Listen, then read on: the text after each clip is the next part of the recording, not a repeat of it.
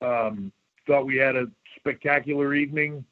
NXT firing on all cylinders tonight, and just, once again, I thought an amazing WarGames. This show was a little bit interesting in coming together over the last few months, as everything has been in 2020, all the way through whether any of the structure was. So, I was really happy with how everything turned out. Thought Town had a phenomenal night. A couple of injuries, but nothing too serious. And I think why this is the best in-ring brand in the business. New Year's Evil announced tonight, Jan 6th on USA Network. I also want to give a quick shout out to Ariel Hawani for being involved in our pre-show tonight. Is his analysis, just his point of view. I think he adds a lot. His credibility, his positioning. Ariel's incredibly smart. He's one of the most knowledgeable sort of fans of what we do. His knowledge of it and his love of it goes all the way back to being a kid. And for me, as we've connected with this over the last few years, I'm always impressed by his love of it and his passion and his knowledge for it. So, just want to say thanks to him. And it's going to be an exciting few months here as we roll into 2021. 20 hasn't been the best year for anybody, but I'm looking forward to getting into 21, getting on a roll. As you saw tonight, TikTok, Karrion Kross is back. Finn returns. We will be back firing complete, and that's a good thing, and I can't wait to do it and to kick 2021's ass. So with that, I will open it up to calls, and we can talk about what was an amazing WarGames. Okay, everybody, one question per hour, please. Thank you.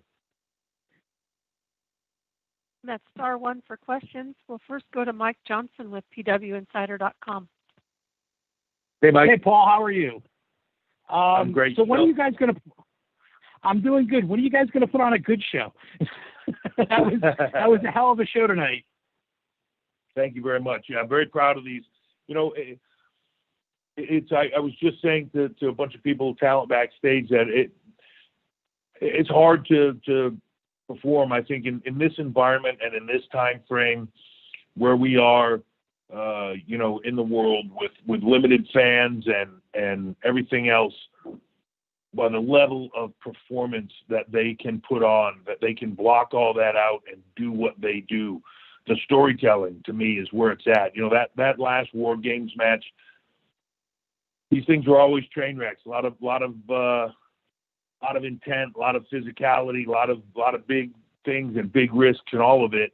But the truth is, when the story is great, and this last one was very, very story driven. It was all about the interaction between all these talent and their story, and that's what I loved about it. It wasn't just about the spots, and that's what makes it. So, to me, I thought the women had an unbelievable night. We say it here, maybe the greatest division anywhere of anything. And I thought everybody else delivered as well. Tommaso Ciampa, Timothy Thatcher put on a clinic. Loomis and Grimes with a hell of a strap match. It was very physical and different. And then, Leon, Damian, and Johnny just, again, telling an amazing story that I don't think you could call all the way through to Johnny making history, becoming a 3-time champion, Leon being made, Damian Priest putting on another monster performance. Everybody got over tonight across the board. A lot of new players, a lot of new faces, so I thought we had a hell of a night. So my question is, you mentioned injuries. It looked to me like Candice LeRae had injured her arm in the spot when Shotzi came off the ladder and Candice's arm ended up under the chair. Can you give us any clarity on how she's doing and what's the rest of the injury report for the crew at the moment? Yeah, so we're right now, for the most part, bumps and bruises on everybody. So, the what you would expect out of this. Candice is getting checked out now, getting her x-rayed and checked out. So I really don't have a status update yet on that. But you are correct. It's like possibly a broken arm. Maybe we're not sure yet, but we'll see where that goes. Bobby Fish got a little bit of a laceration on his elbow, but we're not exactly sure if it's just the elbow, so we were just kind of waiting to see. But other than that, just bumps and bruises. I hold my breath on these kind of shows every single time, and tonight was certainly no different. But if that is the extent of it, then we did well. Well, everybody earned their money tonight, and you guys put on a great show. So I think I speak for everybody who saw it when I say thank you for that. And we hope everyone's okay. And I'll acquiesce to everyone else. Thank you for the time. Thank you, Mike. Thank you. And next we'll go to Gary Cassidy with ITR UK. Hi, Paul. Thanks for taking the time. Hey, Gary. So one of my favourite things about Takeover is it seems to serve as a checkpoint for how talents are growing and maturing, both as performers and characters. And I know you've previously mentioned, star-making performances from Damian Priest. I think Raquel Gonzalez had one tonight. But what I wanted to ask was, I know that Undertaker has been very vocal about his previous work with NXT talent and even having conversations with you about maybe a more permanent role. Has there been any progress on those conversations at all? Or even more generally, are there any talents that you've noticed that have really taken advice from the Undertaker on board and upped their game accordingly? Well, look, I can tell you this, that anytime Taker is involved here, anytime he's walked through these doors, everybody that's here is better for it. They all come out of here with a different perspective, a fresh viewpoint, and he's one of the most knowledgeable guys that has ever been in the business, I believe. He myself, I learn from him every time I'm around him. So he is looking now, I believe, to move into sort of the next kind of phase of his life, and we've talked a lot about it. It involves being here. It involves the future. It involves getting more into that. I would like to believe he has earned the taking a breath off of his retirement for a moment, but we actually just touched base in the last couple of days, and that is something that coming out of the holidays we will certainly be talking about in 2021, which is just one more reason to be excited about next year with everything else that's happening. That having him involved, I can't stress enough how impactful that will be to everybody. Couldn't agree more. Thank you very much. Thank you. Thank you. And next we'll go to Jim Barcelone with the Miami Herald. Hi, Jim. Hey, thank you, Paul, Adam, and all the best for the year. What an outstanding takeover again. And especially the match order. I really like the match order as well with tonight's event. My question, with such a change in how things are done in 2020, has it come to a point that on a big show like this, you have a plan B ahead of time in case someone gets COVID? Or is it something not really planned for to deal with until it happens? No, look, I think it's always in the back of your head. I think for everything. I mean, you just if there's one thing 2020 has taught us, it's you can't plan that far ahead because the world can change on a dime. One week we were doing shows with packed arenas everywhere around the world, and the next week we were, in an empty warehouse, so to speak. So you just have to constantly be ready. I think it's something that WWE does very well, and it's continued to do, over its 50 years or whatever, is pivot and change and move with the times. And that's something that we're always looking at doing. So you keep it in your head, whether that's injuries, whether that's,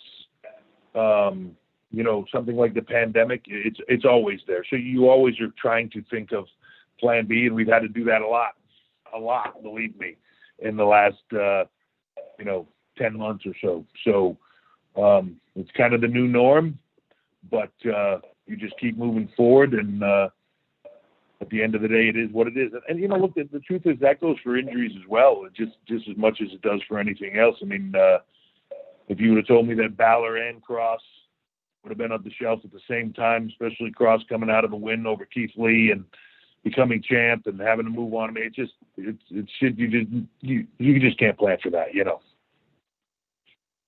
Well, thank you. Thanks, Jim. Stay safe. Thanks. And now we'll move to Miguel Leiva with Marca. Hey, both want to Hey, Miguel. Thanks for having us today. First of all, congratulations on the amazing NXT Takeover that we have seen. It has been an incredible show.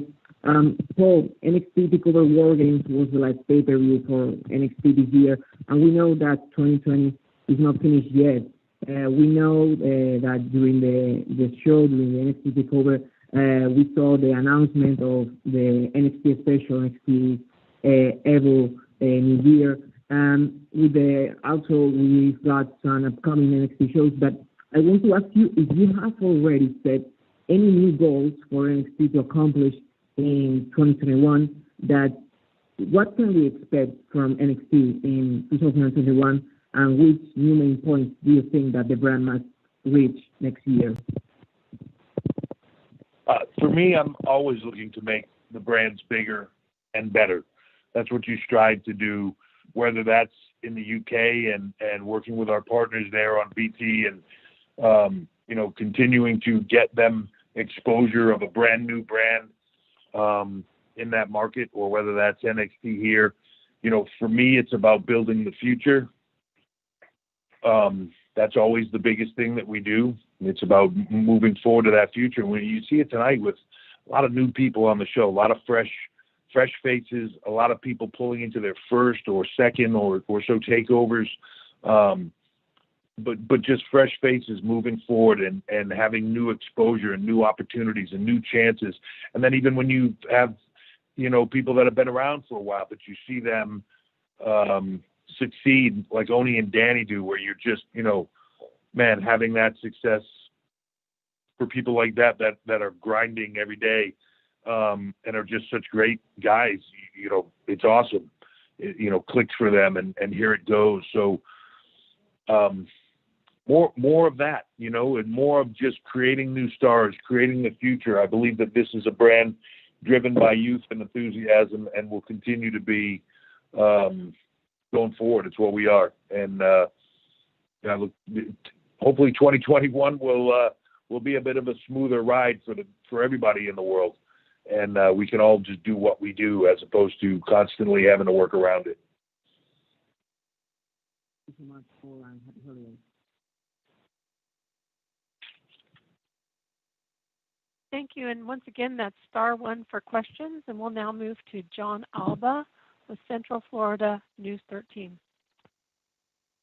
Paul, thank you so much for taking the time. Thank you, Hey, John. as well. Great show, as always. And for me, when I watch this, Pat McAfee is the standout. And it's pretty incredible to see him elevated in the way that he's been so far. I watch him and I see top guy potential in someone like him. What can you say about his ascension and what his ceiling is? And does it make you guys evaluate how you go about tailoring the system? Because here's a guy who came in with very limited training in your system and has found himself at the top of the card succeeding. Yeah, look, I think that people, it's funny what Pat puts out and what he doesn't, and what he says and he doesn't. There are certain people that are just naturals to this. You've seen it over the years, whether it's a Ronda, whether it's a Kurt Angle, and somebody like Pat. Now, saying this will take nothing away from Pat, because what he has done has been absolutely amazing. But the people that he's been put in with, the people that he's been around, eight guys in WarGames tonight, including Pat, all put their heart and soul into that and made it all happen. But that doesn't have to happen, right? The other 7 guys that are in there don't have to make that happen for him, and they don't have to allow that to happen. That's them being pros and unselfish and making people. And so there's a lot of there's a lot of that to the success. But make no mistake about it, Pat's phenomenal. You know, it's funny because people talk about the system. There have been a lot of people that have come into this that have been turned into superstars that had never stepped in the ring before. And the system works. There are people that have come from other places where they've had incredible success, and you allow them to apply that here, and then you help them take that success to another level. You teach them the stuff that they don't know, and I don't mean that as a knock on anybody, because nobody knows everything, and this business constantly changes, and you all grow and learn and move together, and that's the beauty of this. And you know, what we do, being a WWE superstar, in some ways it's an individualized thing, because it's about you and your stardom and your brand and all those things, but it's also a team endeavor, because you cannot do it without the person across the ring from you, or people across the ring from you, or people by your side. It takes a lot of people to make a star. It takes a lot of people to get that done. But first and foremost is the person doing it. So again, my hat's off to Pat. I don't know that I've seen anybody have a beginning 2-match run and the microphone skills, the promo skills, the character, the everything. You know, he's a natural at it. We say a lot here in the system that, like, one of the hardest things to do in the business is to be yourself. And Pat came in here knowing who he was and how he wanted to be. Like, he just came in here and was just him. He's one of the most amazing people in that his confidence level of walking into something that he's an outsider in, even though he's loved it his whole life, and it's what he's always wanted to do his whole life. And most people don't know that, but that's the truth. When he gets here, he's an outsider. And to be able to still resonate that confidence and be yourself is an unbelievable skill set, and he has it and then some. Thank you very much, and great show tonight. Thank you. We'll now move to Christian Bruns with Power Wrestling. Hey, Paul, once again, a great show with great performances tonight. And over the course of the year, I think we've seen some great improvements. Guys like Damian Priest, Gary mentioned him earlier on, has really improved and really found his own in NXT. Rachel Gonzalez was great tonight, has made great strides. So with 2020 now coming to a close, and I know you don't want to leave anyone out, but who's on your list for most improved in NXT in 2020? Oh my gosh, would that be hard? Again, like I said, we just talked about Pat McAfee, right? But how do you say anybody hasn't had a better run than that in 2020? Then you look at Raquel Gonzalez, you look at Shotzi Blackheart over the last few months. You know, that list is long and it's deep of the people. You see somebody like Leon Ruff come in here, and he just, in the short period of time that he's been here, I've watched him grow.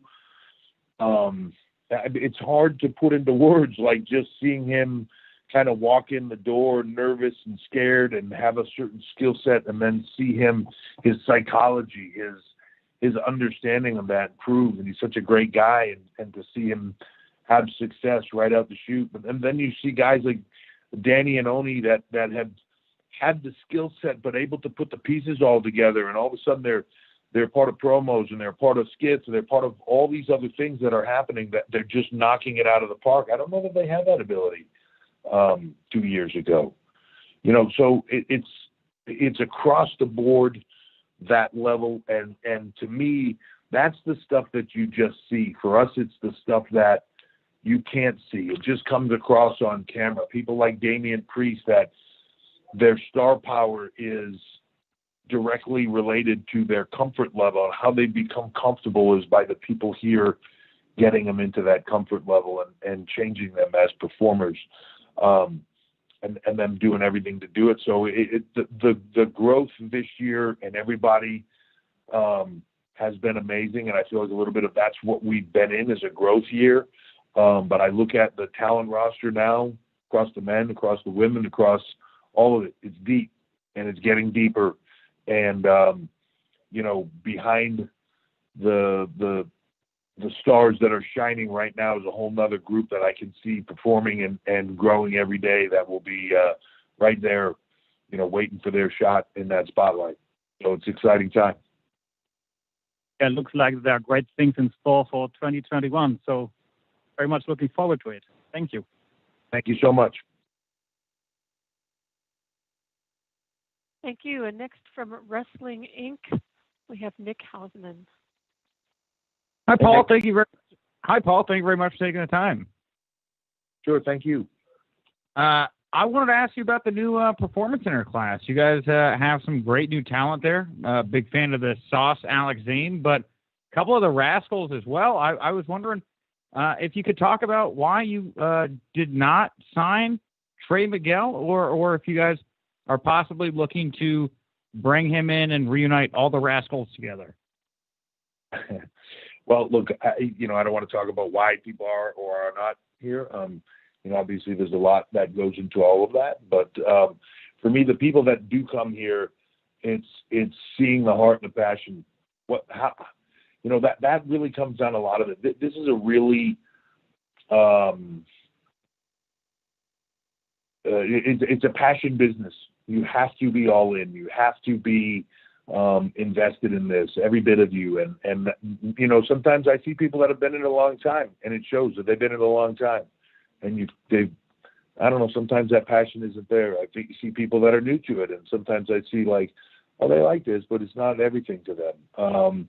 There are times when I see people like I see coming in the door now where I just go, man, their passion and their heart, they live, breathe, eat this.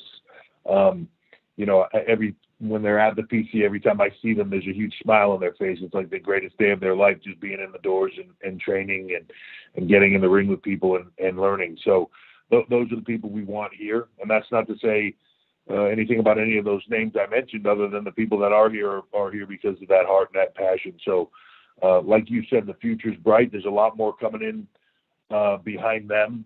And, whether that be people that have been in this business for a while, or whether that be people that have been dreaming about this their whole lives. And, now's the time for them to walk through the doors and try to live their dream. I want to give the opportunity to all of them. And that's what this is about. So you're going to see people who you've never heard of and you've never seen walking through these ropes, and you're going to see people that you've heard of and you're excited to see what they can do next in their career. So we're going to make them all stars, hopefully. Cool. Thank you, Paul. Thank you. Next, we'll go to Alistair McGeorge with Metro UK. Hey, Alistair. Hi, Paul. How's it going? Good. How are you? How are you doing?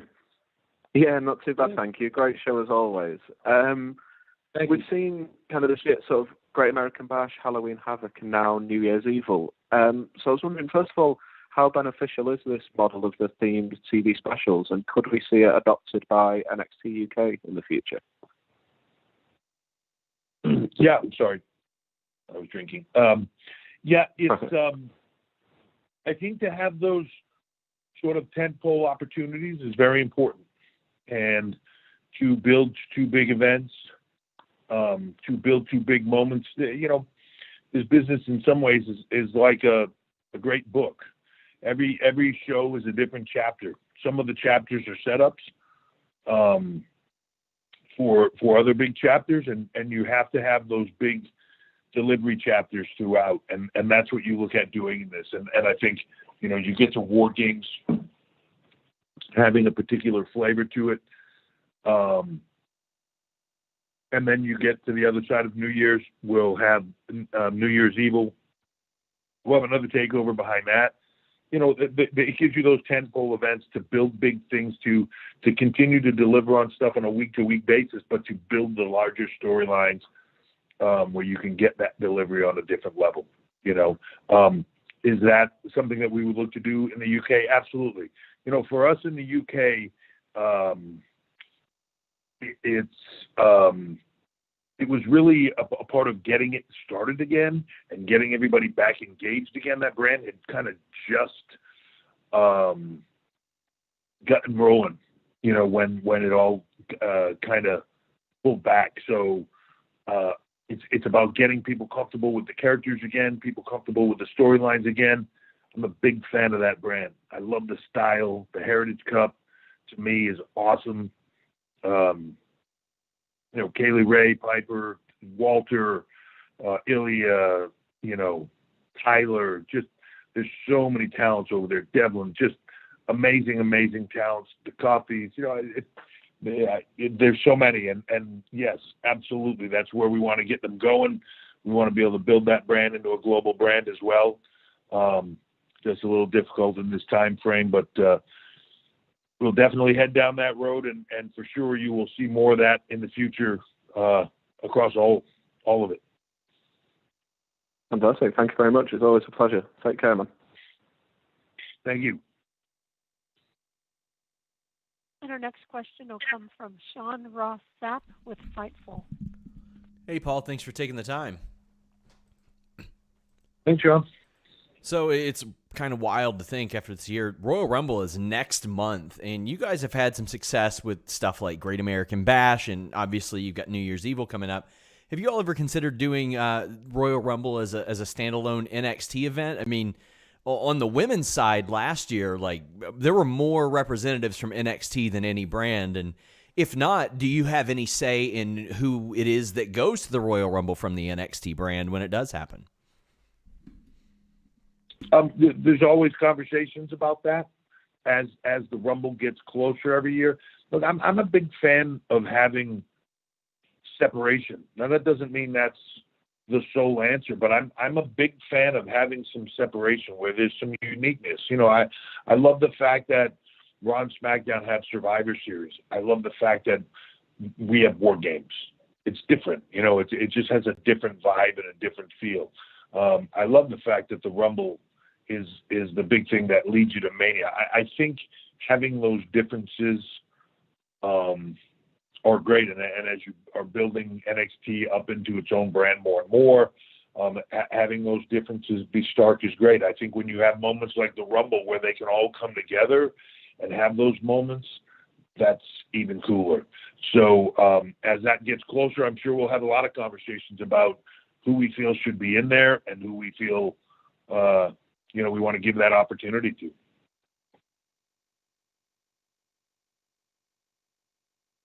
Thank you, Sean. All right, folks, we'll do two more and then we'll wrap for the night. Thank you. Next, we'll go to William Pritchard with WrestleZone.com. Hey, Paul, how are you? Hey, William, how are you? Not too bad. I wanted to ask about the logistics of actually getting the WarGames structure inside the Capitol Wrestling Center. And I know, on our side of things, there's some concern about how's it going to fit, how's it all going to work. Can you just speak to production-wise how difficult it was, what went right, if you can see things, after the event being over, stuff you would do different, the overall success? Sure. It's a little bit like putting a ship in a bottle. I don't know how they do it. It's just really cool when it's in there. As we were building out the CWC, as a decision was made to do it, and the teams all came together to build that out, one of the questions that we all had was, as we did it, wow, WarGames is around the corner. What do we do? And you start to float all the options around. Everybody does, and then we all come together and make a decision. So as we were thinking about it, one of the thoughts that was made was, how could we get it in here, and how could we do it if we did?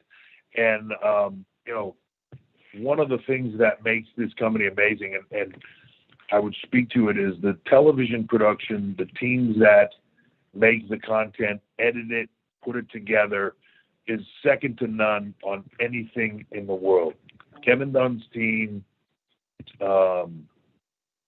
across the board, and then, you know, even some of the guys here that work in the digital production and everything. I just can't say enough. I'm, you know, sometimes we put these shows together, and as the story packages come together, I'm just in awe of what they do and how they put it together. That team combined then with the team that creates the set design, the team that designed and built the Thunderdome. It's amazing. The team that, when they first talked to me about doing this with the CWC and showed me the design, I was like, oh my God. You know, but then when we start to talk about how do you get WarGames in there, that's a whole nother logistical challenge. And then one day you get the note that says, I think I got this figured out. And, you know, that they do what they do, and it's magical. And, you know, they showed it to me in a design format, and I was like, holy cow, I can't believe you guys can do this. They put it all together, and then you get here today. The difficult part about it, the Capitol Center itself, you build the Capitol. To this day, I still feel like I bought the brand new car, and I've got the manual, but I'm still trying to figure out what all the buttons do. Like, it's just so many things in here that we can do. How can we figure out how to use the walls and the video? How do we figure out how to use different lights and different things? You know, you're constantly just evolving it, and you know, it's like, again, like having a brand new car where 3 months into it, you're like, touch a button, you're like, oh my God, I didn't know it did that, right? It's really cool. Tonight they put the WarGames in here, and you know, production-wise, I thought we did a great job with it. I thought the team was amazing. Do I think it'll be better? Yes. Do I think there's a lot of things I would have done differently? Yes. Because until you're doing it live, and until you're cutting it, and until the people are in the ring and it's actually going down, you can't. You gotta drive the car to figure out how it all works. And tonight we drove the car. I thought it was amazing. I thought they did a phenomenal job of putting it all together, but I look forward to doing it again because we learned a lot tonight, as we do every single night. But I can't say enough good things about the team that build all this, whether it's Thunderdome, Capitol Center, everything in between. They're the best in the world. Okay, thanks very much for your time. All right, next question will be our final one, please. The last question will come from Kelly Wells with pwtorch.com. Kelly, thanks as always hey there, Paul. Thanks as always for another great show. I was already going to ask about Elevation over the year. NXT's always been about Elevation, but has done, for me, some of the best Elevation it's done ever this year, whether planned or by necessity because of COVID. Including in the WarGames matches tonight with who scored the pins and everything. Is there anybody you would call out as being so instrumental in being so good at restocking the shelves and so good at Elevation over the times that NXT's been around? For me, it's the whole team here. You know, nothing here is an individual thing. Everything is a team, and it's what's great about it. You know, I'm the one that gets on these calls and talks about it, and people talk about what I do. I'm a cog in the wheel, to be honest with you. And that goes from everybody here, from Matt Bloom and everything that he sets up here to every coach that works here. I can't say it enough. Sarah Amato is a rock star for me with the women's division. Love her to death, and just she's the glue that holds that thing together. I mean, you can look at, and anytime people have been like, oh my God, the division's depleted or something like that a few months later, oh my God, they have the strongest women's division there is. You know, she's a massive cog in that, but it goes to the recruiting team, it goes to the training team, it goes to the coaches, it goes to the writing, it goes to every aspect of it. And then, you know, when you get past that, to have the people that have that long-term knowledge, whether that be the Terry Taylors, whether that be, you know, Brian James, the writers, Shawn Michaels being here, hopefully Taker be here more and more, you know, and then input that I get from others as well, and things that you're seeing things along the way that are just allowing you to spot people's potentials where they have that opportunity, and how you can make the best of it. And we all share in helping that happen. And then, to be honest, it comes down to the talent. And I think we harbor a culture here, to me, that is second to none. I know you hear a lot of people talk about it of things. It's not something that we talk about a lot, but internally here, the culture is second to none. It's just you want to succeed. You want people that are here to succeed. You want to push them to that next level, and every tool to do it is here. So to me, sometimes when I see people that aren't doing it or didn't do it, it's usually that there's a mirror that they should be looking in somewhere. That's the hardest to see in a mirror. First thing you got to do is open your eyes, and most people can't when it comes to them. So, it's a tough look, but that's what they got to do. But to me, across the board, it's team effort here. Restocking the shelf is what we do, building superstars for the future. 90% of Raw and SmackDown came through here. More will. It grows every day, and I'm excited for the opportunity for all of them. Well, great work in a tough year, and thanks so much for the show tonight. I appreciate it.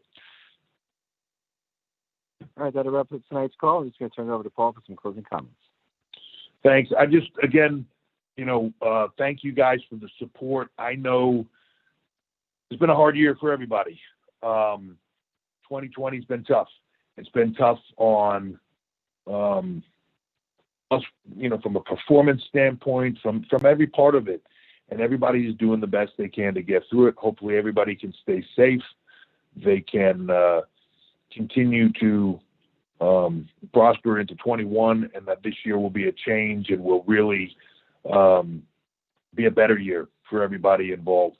Lot to look forward to, especially in WWE. NXT is kind of getting on a roll. New Year's Eve on January 6th. Really look forward to that. Look forward to getting some of our top talent back. And, again, just excited for all these new, young, up-and-coming talent to making names for themselves and becoming big stars. The future is bright.